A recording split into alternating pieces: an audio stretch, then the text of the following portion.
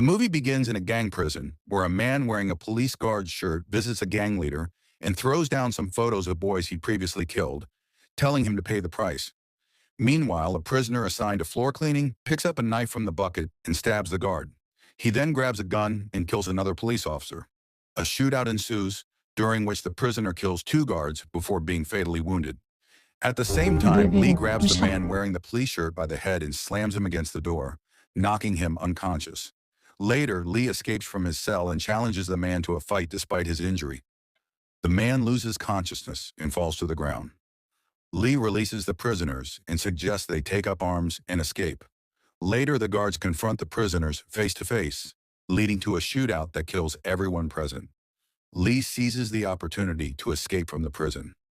2 months later, Dr. Aylin takes care of a comatose patient whose identity and arrival remain unknown.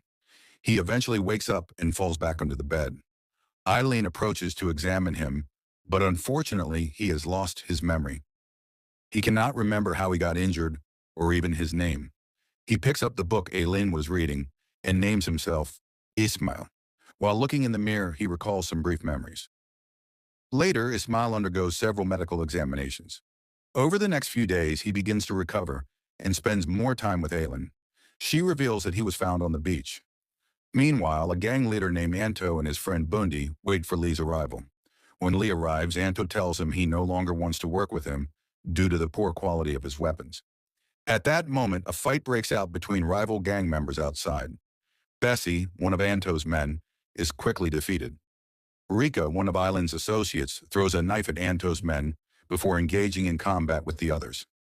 Anto ends up being killed with chopsticks to the neck, while Lee kills all of his men. Just as he is about to kill Bundy, the latter tells him that Ismail, who was once part of his gang, has survived. As punishment, Lee fires a shot near his ear and orders him to go to the hospital to investigate Ismail. Bundy arrives at the hospital and begins acting aggressively. A security guard tries to stop him, but he slaps him. Eileen intervenes to treat his injured ear. He asks her about Ismail's whereabouts, but she refuses to reveal anything. Fortunately, Ismail arrives and stops Bundy. Bundy grabs a glass bottle and throws it at Ismail's head, but Ismail pushes him against the wall. Bundy, frightened by Ismail's strength, quickly flees. Later, Eileen and Ismail travel to the city, and she suggests that he come with her to Jakarta so she can remove the bullet fragments from his head. Ismail declines the offer, saying he will follow her once he learns more about his past. The next day, he escorts her to the bus station, but they are being watched. As the bus departs, cars begin pursuing it, believing Ismail is on board. However, he had already disembarked before departure. The men stop the bus and kill the driver. At that moment, Eileen calls Ismail to inform him of the situation. The gang members kill all the passengers, leaving only Eileen and a little girl alive. One of the gang members prepares to kill the girl, but Aileen steps out of hiding and begs him not to. Bundy asks Aileen where Ismail is, and she tells him she left him in the city. Meanwhile, Ismail arrives at the bus on a motorcycle and searches for Aileen, but does not find her. Later, one of Bundy's men enters the bus to burn the bodies and destroy evidence, but he encounters Ismail, leading to a fight. One of the gang members draws a machete, but Ismail quickly breaks his arm. Another gang member tries to set Ismail on fire by pouring gasoline on him, but he fails and ends up getting shot in the eye. At that moment, another man enters and throws a firebomb at the bus. Ismail escapes by breaking the rear window. As he exits, someone attacks him, attempting to throw him back into the burning bus. However, Ismail kills his attacker. The police arrive later, but Ismail is struck on the head and knocked unconscious. Eileen and the girl are arrested. Due to Bundy's arrogance, he is later killed by his own men. In the next scene, Ismail wakes up in an interrogation room, suspected of killing the bus passengers. However, he denies the accusations, explaining that he was searching for Eileen and the girl. An Interpol officer informs him about young boys abducted by Lee's network, who were raised to become smugglers and assassins. Ismail was one of them. The officer reveals that Lee was captured, but later escaped.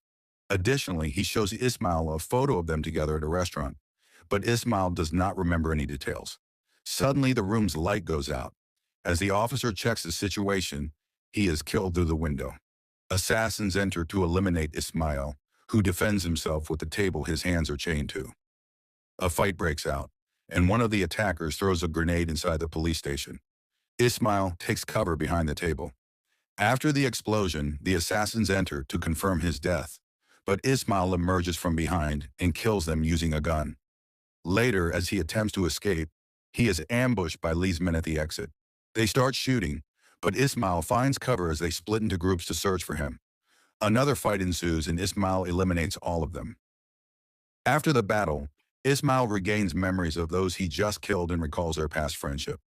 Later, he contacts Lee's men, instructing them not to kill Ismail, only to be surprised when Ismail himself answers the call. In the next scene, Eileen fights back and stabs Lee in the shoulder, forcing him to release her. As Ismail approaches Lee, he remembers his training.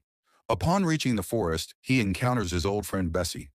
Ismail recalls their training together and how Lee starved them by keeping them in a well, where they had to fight for food to survive. Ismail tries to convince Bessie not to support Lee, but out of loyalty, Bessie refuses. A brutal fight ensues, and Ismail ultimately defeats him with a blow to the head. Rika appears and chases Ismail after discovering Bessie's body. She shoots at him, but he escapes using sand to obscure her vision. At that moment, Ismail remembers that Rika was the one who shot him before and put him in a coma. He demands she take him to Lee, but she refuses and challenges him to a fight. Ismail defeats her, but chooses not to kill her.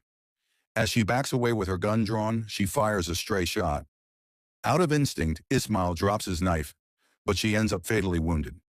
He bids her farewell, telling her he has remembered everything. Ismail then discovers Lee's hideout.